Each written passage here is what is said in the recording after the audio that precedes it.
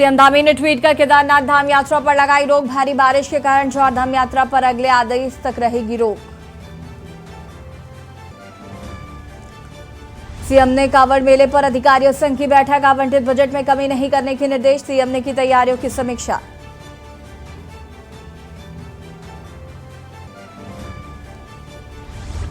लाभार्थी संघ सेल्फी अभियान। पीएम मोदी से हिमानी वैष्णव का होगा सीधा संवाद। भाजपा महिला मोर्चा चमोली के जिला अध्यक्ष डॉक्टर हिमानी।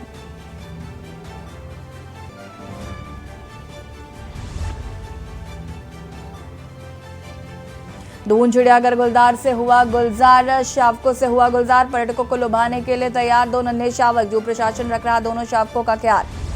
देहरादून एयरपोर्ट पर यातायात प्रभावित। खराब मौसम के कारण कई फ्लाइटें रद्द। बारिश से विजिबिलिटी पर पड़ा असर।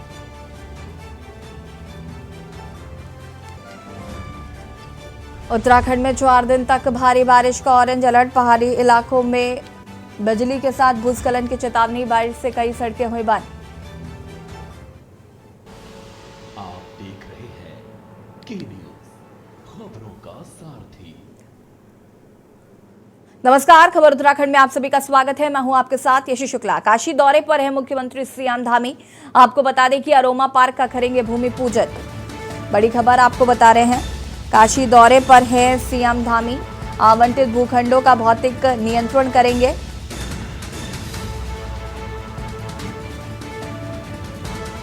दोपहर 3:25 पर आईजीआर हेलीपैड से उतरेंगे। प्लाटों के आवंटन के अवसर पर कार्यक्रम में करेंगे प्रतिभाग। 4:45 पर आईजीआर हेलीपैड में होंगे रवाना। सांसद अजय भट्ट, कृषि मंत्री गणेश जोशी भी रहेंगे शामिल। प्लांटों के आवंटन पर कार्यक्रम में रहेंगे शामिल।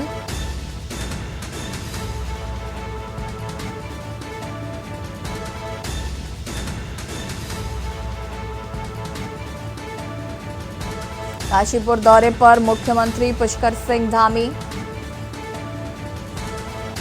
अरोमा पार्क का करेंगे भूमि पूजन। आवंटित भूखंडों का भौतिक नियंत्रण करेंगे।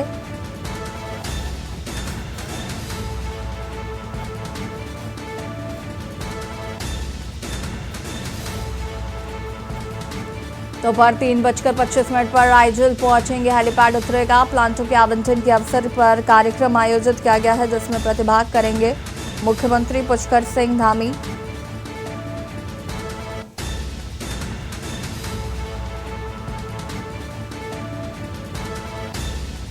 सांसद अजय भट्ट भी इस कार्यक्रम में होंगे मौजूद।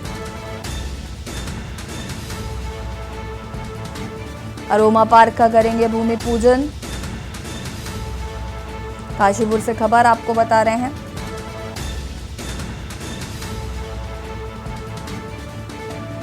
दोपहर 3:25 पर आईजीएल हेलीपैड में उतरेंगे सीएम धामी।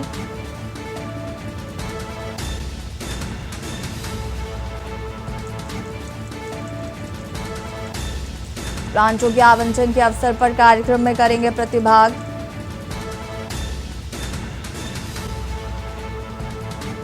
चार 4:45 पर आईजीएल हेलीपैड में होंगे शामिल, से उतरेंगे।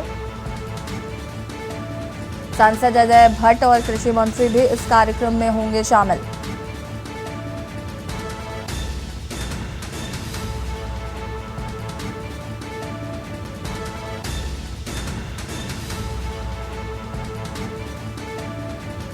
बड़ी खबर आपको हम बता रहे हैं काशीपुर से, जहां पर मुख्यमंत्री पुष्कर सिंह धामी का दौरा।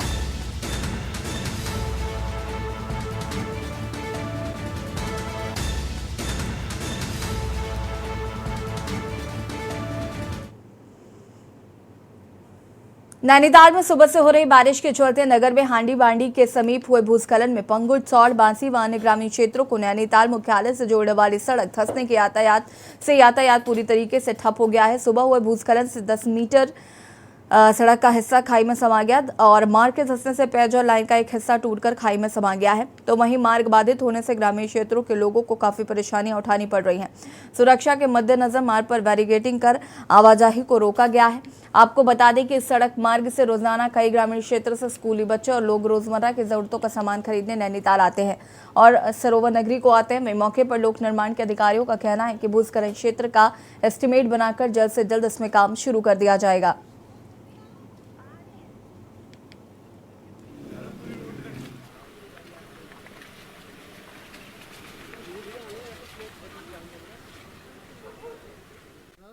से यहाँ रोड बाधित हो गया था। उसी समय बच्चों का भी स्कूल का आने जाने का वो है, उसमें बड़ी दिक्कत आई और यहाँ पाइपलाइन भी टूट चुकी है, जिससे यहाँ आपके शेरवानी, पॉलिटेक्निक, ATI और ओक पार्क कैंपस को पानी की दिक्कतों का सामना करना पड़ रहा।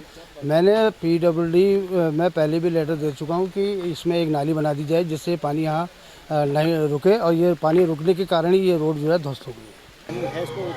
इसको हमने मेजरमेंट ले लिए हैं, इसके तुरंत हम इसका एस्टिमेट बना रहे हैं। कॉन्ट्रैक्टर को हमने यहाँ पर डिप्लॉय कर दिया है, और ताकि जिससे जल्दी से जल्दी इस काम को हम शुरू कर सकें। आगे ना टूटे उसको लेके वही कोशिश यही करेंगे कि दोबारा डैमेज ना हो।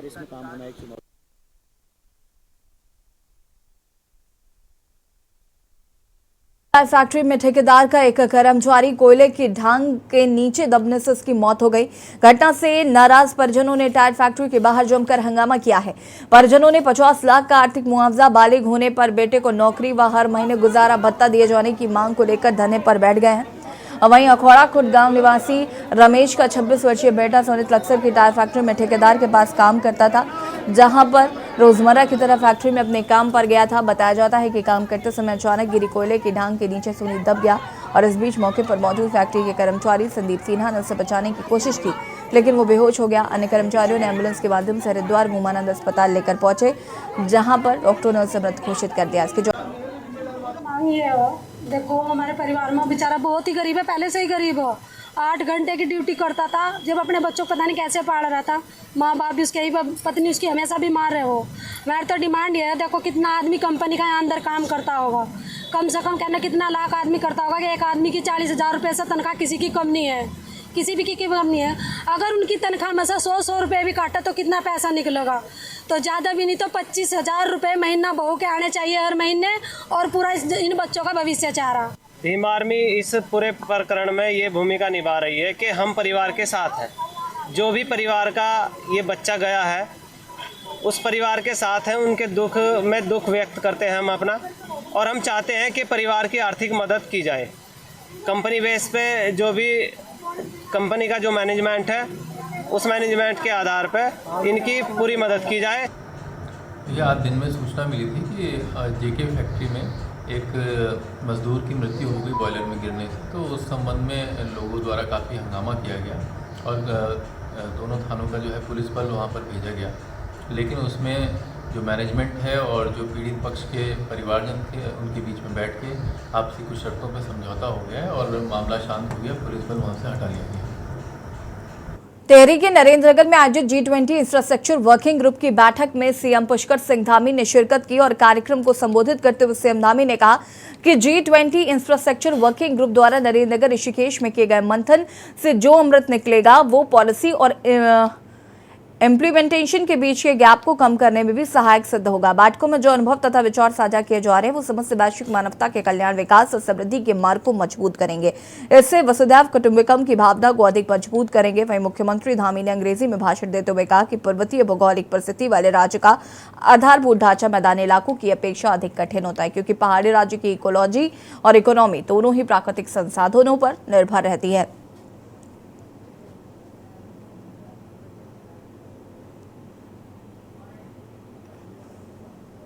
जो संघर्ष समिति है उसके साथ हैं, कांग्रेस पूरी शक्ति के साथ उनके साथ खड़ी रहेगी। और मैंने डीएम महोदया से बात भी की है कि भाई ये विड्रॉ करिए जो ये लाइट काटने का है, और मुख्यमंत्री को सजेस्ट करिए कि वो संघर्ष समिति को बुला करके इस मामले का समाधान करें। आईडीपीएल फैक्ट्री पूर्ण रूप से बंद हो चुकी है, जिसमें निवास कर रहे लोगों से अब आईडीपीएल के क्वार्टर खाली करने के शासन द्वारा निर्देश दिए गए हैं और आईडीपीएल के तमाम लोग संघर्ष करने के लिए सड़कों पर उतर चुके हैं। जुलाई से आईडीपीएल कॉलोनी की बिजली और पानी की सप्लाई को भी बंद कर दिया गया, जिसको लेकर आईडीपीएल बचाओ संघर्ष समिति के बैनर तले आईडीपीएल के लोग तहसील ऋषिकेश एसडीएम कार्यालय पहुंचे, जहां पर उन्होंने पूर्व मुख्यमंत्री हरीश रावत ने भी कॉलोनी के लोगों का समर्थन किया है। और हरीश रावत ने कहा कि यदि सरकार यहां के लोगों को बिजली पानी की सप्लाई बंद करती है तो कांग्रेस कार्यकर्ता उनके साथ मिलकर न्याय की लड़ाई में साथ चलेंगे।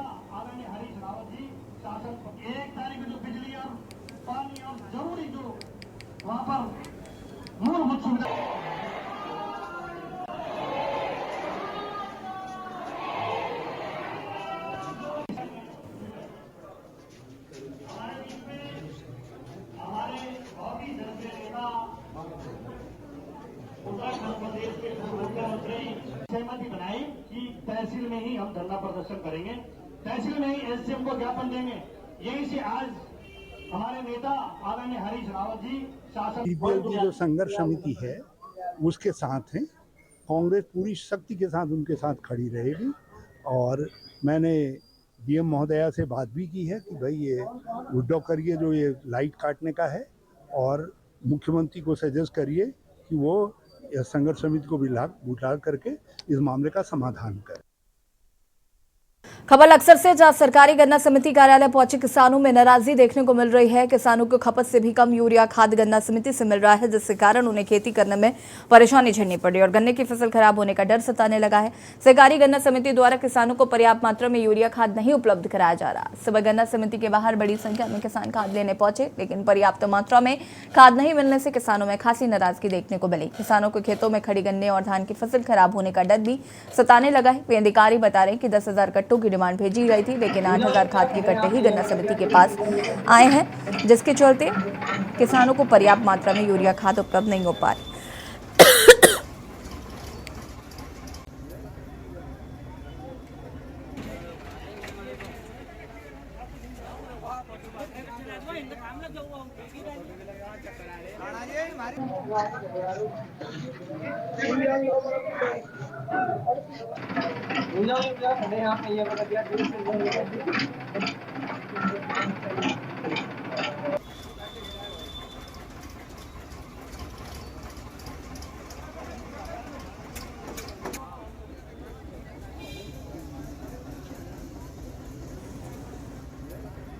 हमें 10 बोरे दे रहे हैं, 50 बोरे मांग रहे हैं इनसे आप। हाँ जी, तो आपको ज़्यादा बोरे चाहिए। हाँ जी, क्या बोल रहे हैं? तो कह रहे हैं कि अभी खाद कम है हमारे पास। बता रहे जी हाँ लगभग 8,000 बोरे पहुंचे और किसानों को संख्या यहाँ देखते हो जरूरत लग रही 20,000 की। आगे पता नहीं है पूरा पढ़ेंगे या नहीं पढ़ेंगे। भाई सरकार और भिजवाओ तो पूरा पटा, लेकिन किसान का तो जहाँ भी वास्ता पड़ा वहीं भीड़। विकासनगर तहसील प्रशासन पर जमीनों की हेराफेरी को लेकर एक बार फिर बड़ा आरोप लगा है। इस बार आम इंसान विकास पार्टी के राष्ट्रीय अध्यक्ष वकील अहमद ने तहसील प्रशासन, भूमाफिया और स्थानीय जनप्रतिनिधियों पर साठगांठ के चलते करोड़ों रुपए की सरकारी भूमि को खुर्द-बुर्द करने के साथ ही शिरडी की भूमि के जरिए उद्योगपतियों को लाभ पहुंचाने का आरोप लगाया है। साथ ही उन्होंने शासन प्रशासन को चेतावनी देते हुए कहा कि अगर 1 सप्ताह के भीतर इन दोनों मामलों में जांच कर कोई कार्रवाई अमल में नहीं लाई गई तो वो क्षेत्रीय जनता के साथ सड़क पर उतरकर आंदोलन करेंगे। पछवा दूर के अंदर मैं पहले भी कह चुका हूँ, लेकिन शायद पूर्णिमा के पावन पर्व पर ग्राम समाज पे आनी थी। वो 1 भी बीघा जमीन ग्राम समाज के पास नहीं है। तकरीबन 80 बीघे जमीन है, लेकिन डीएम साहिबा ने शक्ति साधना का सबसे महत्वपूर्ण पर्व नवरात्रि को सनातन परंपरा में सबसे महत्वपूर्ण पर्व माना जाता है। हिंदू धर्म शास्त्र में 4 नवरात्रि का वर्णन है। चैत्र और शारदीय नवरात्रि से अलग 2 गुप्त नवरात्रि माघ और आषाढ़ महीने में पड़ती है। मान्यता है कि गुप्त नवरात्रि में मां के 9 रूपों की पूजा करने से सभी मनोकामनाएं पूर्ण होती है। आषाढ़ नवरात्रि के मौके पर धर्मनगरी हरिद्वार खड़खड़ी स्थित निर्धन निकेतन आश्रम में श्री मद देवी भागवत महापुराण कथा का आयोजन किया जा रहा है, जिसमें देश के कोने कोने से आए श्रद्धालु मां की आराधना कर रहे हैं। कथा व्यास महामंडलेश्वर स्वामी हरिचेतनानंद महाराज का कहना है कि गुप्त नवरात्रि के पावन पर्व पर निकेतन आश्रम में श्री मददेवी भागवत महापुराण कथा का भव्य और दिव्य आयोजन किया जा रहा है। निर्धन निकेतन साधना और शक्ति उपासना का केंद्र है और समय समय पर निर्धन निकेतन में मां भगवती के बड़े अनुष्ठान किए गए हैं।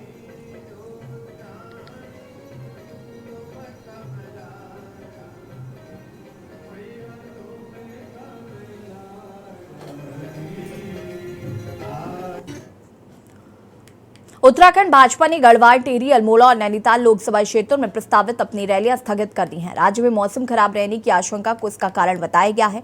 पार्टी के प्रदेश अध्यक्ष महेंद्र भट्ट ने इस संबंध में जानकारी दी है। उन्होंने बताया कि महाजनसंपर्क अभियान के तहत प्रदेश के सभी लोकसभा क्षेत्रों में आज से 30 जून के बीच एक रैली आयोजित करने का निर्णय लिया गया है। मौसम विभाग की चेतावनी को देखते हुए गढ़वाल, टिहरी, अल्मोड़ा व नैनीताल क्षेत्र में प्रस्तावित रैलियां स्थगित कर दी गई हैं। हालांकि हरिद्वार लोकसभा क्षेत्र के लिए रुड़की में 28 जून को प्रस्तावित रैली तय समय पर होगी और इसमें पार्टी के प्रदेश प्रभारी दुष्यंत गौतम, मुख्यमंत्री पुष्कर सिंह धामी, प्रदेश अध्यक्ष महेंद्र भट्ट और हरिद्वार सांसद डॉक्टर रमेश पोखरियाल निशंक आदि शामिल होंगे और जो उनकी तिथियों का ऐलान जल्द ही किया जाएगा। बात तो बहुत स्पष्ट कर दूं, अब हमने 4 रैलियां स्थगित कर दी हैं मौसम विभाग के अलर्ट के बाद। अभी हमारी केवल हरिद्वार लोकसभा की रैली हमारी रुड़की में होगी 28 तारीख को सायं 4 बजे, जिसमें माननीय मुख्यमंत्री जी रहेंगे और हमारे प्रदेश के प्रभारी राष्ट्र महामंत्री दुष्यंत गौतम जी और मेरा प्रत्यक्ष रैली में रहना होगा। बाकी 4 रैलियाँ हम लोग मौसम विभाग का जैसी भी गाइड दिशा आएगी उसके बाद उन रैलियों को हम लोग करेंगे। जहाँ तक महासंपर्क में समर्थन का पक्ष है तो समाज के हर वर्ग, युवा हो, महिला हो, अनुसूचित जाति, जनजाति, ओबीसी, हमारे प्रत्येक मोर्चे प्रकोष्ठों ने अपने द्वारा अपने कार्यक्रमों के माध्यम से हर वर्ग को जोड़ने का काम किया है। अब खबर लक्सर से जहां पुलिस को बड़ी कामयाबी हाथ लगी है। पुलिस ने अंतर्राष्ट्रीय चरस गिरोह के 2 सदस्यों को गिरफ्तार कर 3 किलोग्राम से अधिक चरस बरामद की है। लक्सर कोतवाल अमरजीत सिंह ने बताया कि वरिष्ठ पुलिस अधीक्षक के निर्देश पर ड्रग्स तस्करी के खिलाफ गिरफ्तार कर लिया गया, जबकि इसका साथी असलम पुलिस के हत्थे नहीं चढ़ सका।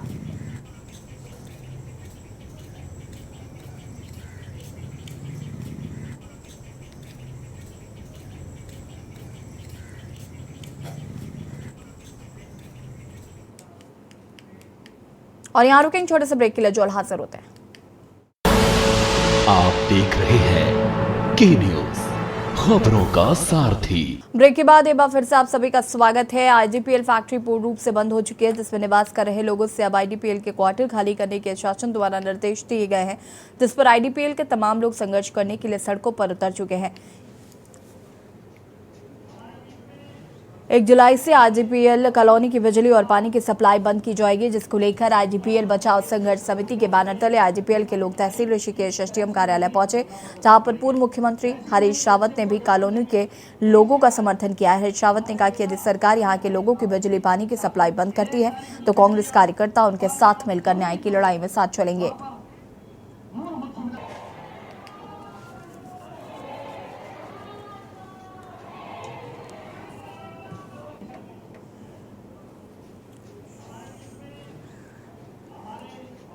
की जो संघर्ष समिति है उसके साथ हैं, कांग्रेस पूरी शक्ति के साथ उनके साथ खड़ी रहेगी। और मैंने डीएम महोदया से बात भी की है कि भाई ये विड्रॉ करिए जो ये लाइट काटने का है, और मुख्यमंत्री को सजेस्ट करिए कि वो संघर्ष समिति को बुला करके इस मामले का समाधान करें। और इसी बीच आपको उत्तराखंड की खबरों का रुख करने से पहले उत्तर प्रदेश के लखनऊ से आपको बड़ी खबर बता देते हैं। पुरानी पेंशन बहाली की मांग पर धरना। लखनऊ से खबर आपको हम बता रहे हैं, जहां पर पुरानी पेंशन को बहाल करने की मांग की जा रही है। चारबाग रेलवे स्टेडियम में किया जा रहा है धरना प्रदर्शन। धरने में बड़ी संख्या में कर्मचारी मौजूद हैं। पुरानी पेंशन बहाली की मांग पर यह धरना दिया जा रहा है। ये तस्वीरें भी हम आपको धरना प्रदर्शन की दिखा रहे हैं, जहां पर आप देख सकते हैं भारी संख्या में कर्मचारी मौजूद हैं। पुरानी पेंशन बहाली की मांग यहां पर की जा रही है। चारबाग रेलवे स्टेडियम में हो रहा है धरना। ये तस्वीरें आपको हम टीवी स्क्रीन पर दिखा रहे हैं। धरना स्थल की तस्वीरें। धरने में बड़ी संख्या में कर्मचारी मौजूद।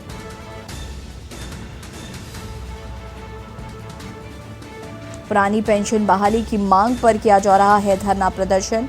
और ये तस्वीरें भी साथ ही साथ टीवी स्क्रीन पर आपको हम दिखा रहे हैं, जहां पर आप मौजूद हैं और पुरानी पेंशन बहाली की मांग यहां पर की जा रही है।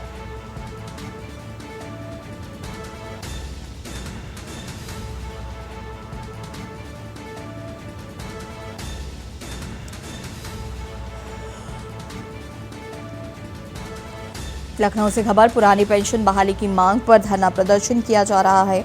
ये तस्वीरें, चारबाग रेलवे स्टेडियम में हो रहा है धरना।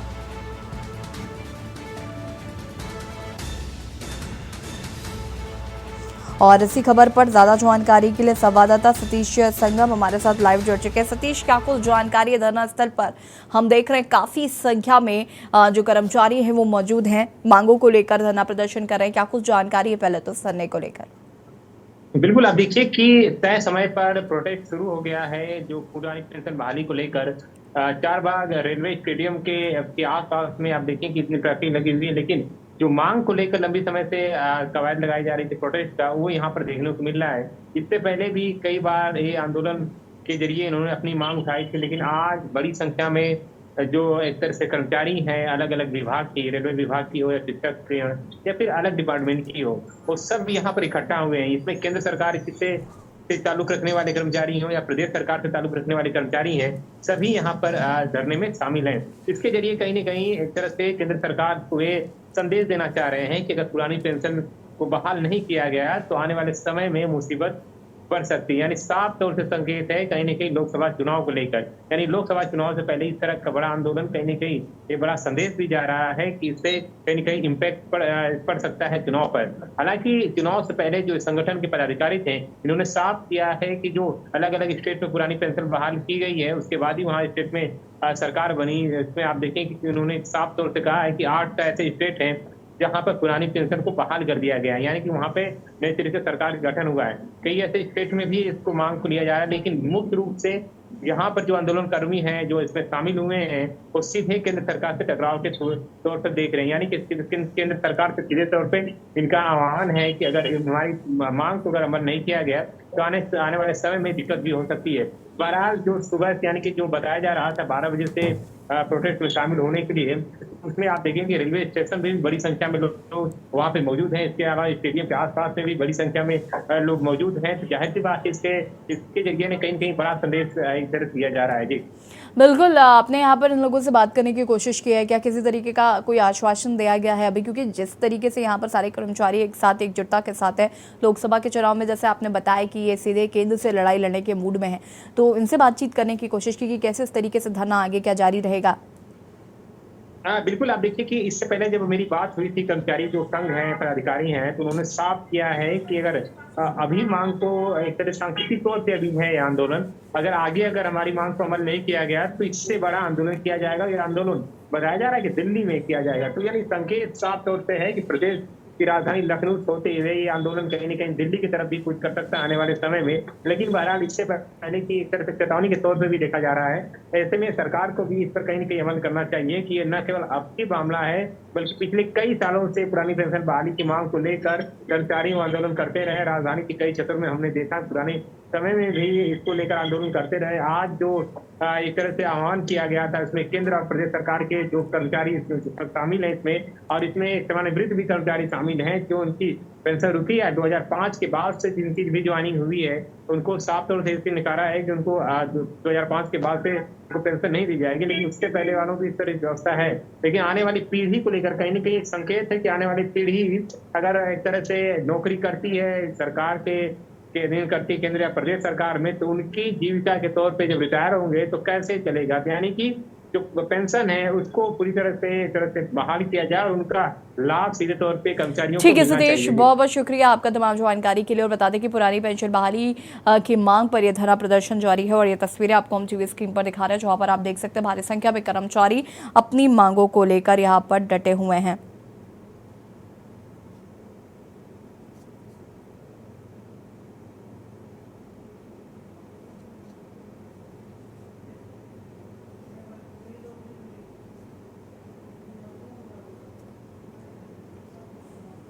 पुरानी पेंशन बहाली की मांग यहां पर की जा रही है।